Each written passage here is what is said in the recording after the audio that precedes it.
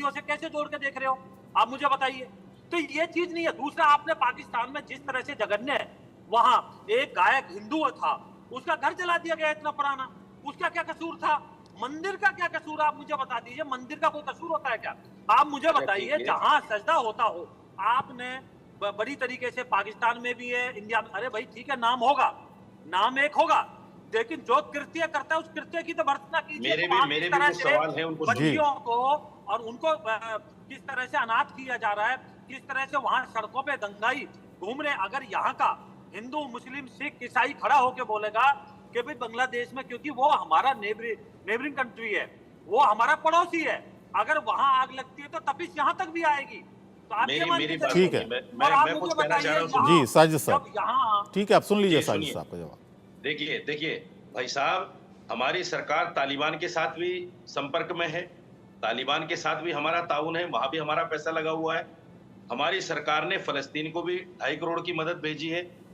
लेकिन अगर यहाँ हिंदुस्तान में कोई मुसलमान फलस्तीन का नाम लेता है तो उस पर जुल्म होता है, उसको कहा जाता है देशद्रोही, आतंकवादी, हमास के साथ खड़ा हुआ है। ऐसे ही अगर हम ये कहते हैं कि भाई हिंदुस्तान के अंदर जो लोग, कई सौ लोग जो है मॉब लिंचिंग हो गए हैं, क्या आपने कभी बोला कि हिंदू ये गलत कर रहे हैं जय श्री राम का नारा लगाकर? आपने बोला कभी? नहीं बोला आपने।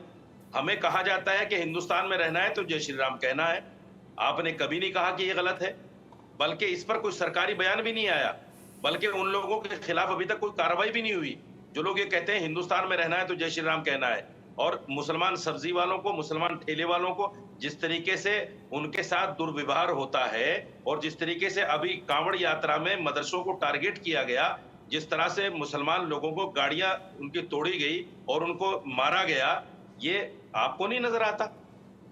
हम किससे फरियाद करें? बांग्लादेश में तो हम जो लोग कर रहे हैं उनके खिलाफ हैं, हम बिल्कुल उसकी मजम्मत कर रहे हैं। ऐसा नहीं होना चाहिए, इस्लाम ये नहीं कहता। लेकिन हमारे हिंदू भाइयों को जब हिंदुस्तान में हमारे साथ जुल्म होता है तो उसके खिलाफ भी तो बोलना चाहिए ना भाई। अब सुनिए जरा सुनिए। आपको एक मुद्दे पे, एक छोटी सी घटना पे बात करनी है या पूरे देश में बात करनी है? आप बीच में मत बोलिए।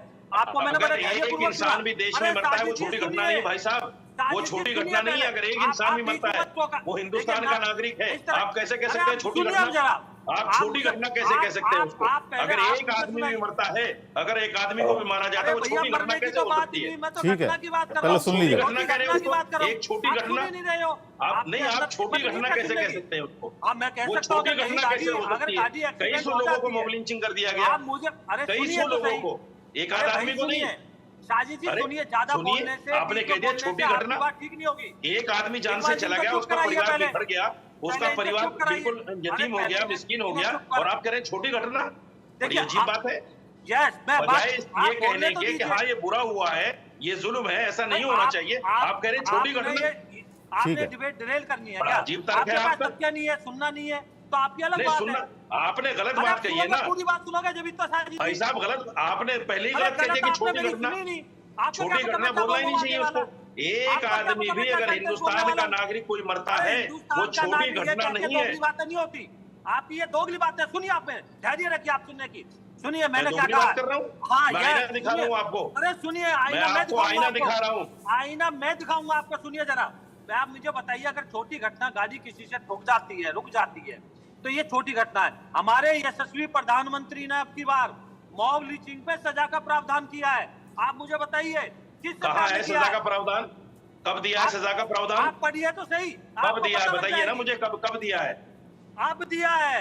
अरे कब दिया है बताइए ना, ऐसे हवा में बात करेंगे? मैं पढ़ा लिखा नहीं हूँ, मैं पार्लियामेंट का नहीं देखता। बात करते हो, आपको भेज दूं क्या? मुझे लोगों का पता नहीं कब कौन सा कानून पास हो रहा है। आपको भेज दूं क्या मैं? कब हुआ है? मुझे डेट बता दीजिए कि पार्लियामेंट के फला सेशन में हुआ है और फला आदमी ने ये बिल रखा है। इसी सेशन में भाई साहब, जब कोई कानून बनता है तो उसके लिए एक बिल लाया जाता है। वो बिल कौन लेकर आया है, कौन सी डेट में रखा गया, बता दीजिए मुझे। सुनिए 10 साल तक की सजा भी है। प्रावधान। अरे भैया खाली जवानी बातों से नहीं होता कुछ भी। अरे जवानी बात आपको भेज देता हूँ मैं, मिनिमम 10 साल की सजा, उसमें व्हाट्सएप यूनिवर्सिटी से भेजेंगे आप? लाइफ सेंटेंस है। नहीं, व्हाट्सएप यूनिवर्सिटी से भेजेंगे आप? हाँ जी। आप मुझे बताइए कौन सी डेट में पार्लियामेंट के किस एमपी ने इस बिल को रखा है? मुझे बता दीजिए। इसी सेशन में 10 साल की मिनिमम सजा, उम्र कैद तक की मैक्सिमम सजा। किसने बिल रखा है ये? 1 जुलाई से मैं आपको दे देता हूं। अरे ये बिल किसने रखा है मेरे भाई? अब आप डिबेट का इधर से उधर मत घुमाइए। चलिए नहीं, मॉब लिंचिंग पर बिल ये बिल किसने, हमें तो पता नहीं, हम भी पार्लियामेंट को रोजाना देखते हैं, हमें तो पता नहीं ये बिल कब आ गया। वो कौन सी लिंचिंग थी बताइए आप मुझे। कन्हैया चीज? कुमार ने आप मुझे बताइए, सर तन से जुदा ये नारे लगे, अभी हम कानपुर में मजम्मत लगे। करते हैं, उसकी और कड़ी से कड़ी सजा की मांग करते हैं। ऐसे मुसलमान को कड़ी से कड़ी सजा होनी चाहिए, मैं मांग करता हूँ। आप मांग करते हो ना, लेकिन आपके अंदर ये हिम्मत नहीं है कि अगर कोई किसी मुसलमान को मारता है उसे कड़ी सजा होनी चाहिए। आपके अंदर हिम्मत नहीं है कहने की। हम तो कानून लेकर आए हैं। कहाँ है कानून लेकर आए इसी सेशन में। कहाँ कानून? कौन से एमपी ने रख दिया ये कानून? अब आप कौन से एमपी ने बिल रखा है? आपको अपडेट करना पड़ेगा। अच्छा, दूसरी आपने बात रखी, कौन सा एमपी ये बिल लेकर आया है या सरकार ये बिल लेकर आई है? कौन सी डेट में लेकर आई है? कहाँ है मुझे बता दीजिए ना। सरकार बिल लेकर आई है, मैं सारा आपको अभी भेज देता हूं। अरे झूठ झूठ झूठ झूठ। भाई साहब, टीवी में बैठकर आप झूठ बोलते हो। आप कांवड़ यात्रा, पार्लियामेंट में कोई सेशन में बिल नहीं आया। साजिद साहब, इस सेशन में इस तरह का कोई बिल नहीं आया। मैं पार्लियामेंट को रोजाना सुन रहा हूँ। हिंदुस्तान में यही ले गए, बांग्लादेश पर इनके कोई वक्तव्य नहीं है। एक मिनट ऐसे इस तरह से आप पहले सुन लीजिए, पहले सुन लीजिए सर, पहले सुन लीजिए साजिद साहब। विजय जी, आप अपनी बात पहले उस बात पर रखिए जो बात साजिद साहब ने उठाई थी, वो जवाब देते। साजिद साहब ने सुनाई थी, अब मैं उसका जवाब देता हूँ। अभी इन्होंने बोला रेडी वाले, और उनको कई सौ बच्चों को नहीं, आपने देखा होगा किस तरह से कन्हैया कुमार का गला काटा गया और कब काटा गया।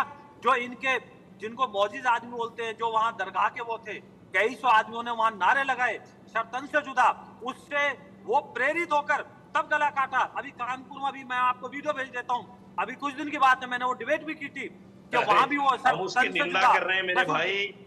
हमने उस वक्त भी निंदा की, आज भी निंदा करते हैं। ऐसे मुसलमान को मुसलमान ही नहीं कहते। टीवी के ऊपर निंदा कीजिए, हम ऐसे, और क्या करूं, उसका गला काट दूं क्या? सुनिए, और क्या करूं मैं, उसका गला काट दूं? मौलाना है वो, नकली मौलाना मौलवी हैं हम। उनके खिलाफ भी तो आप एक कोई वो निंदा प्रस्ताव ला सकते हैं उनके खिलाफ, और क्या कर सकते हैं? सजा देने का अधिकार मुझे है या सजा देने का नहीं? मुझे सजा देने का अधिकार है क्या? समाज को आप मौलाना मुझे सजा देने का अधिकार? चलिए ठीक है ऐसे इस तरह से देखिए, देख रहे हैं, मैं करोड़ों लोगों के सामने कह रहा हूँ। साजिद साहब शांत रहिए। और उसके विजय जी होनी चाहिए। विजय जी, इससे ज्यादा क्या करेगा मुसलमान? नहीं, इस पर एक्ट है साजिद साहब, मैं आपको बता दूं, इस पर एक्ट बनाया गया है नया, और उसमें कई फेरबदल किए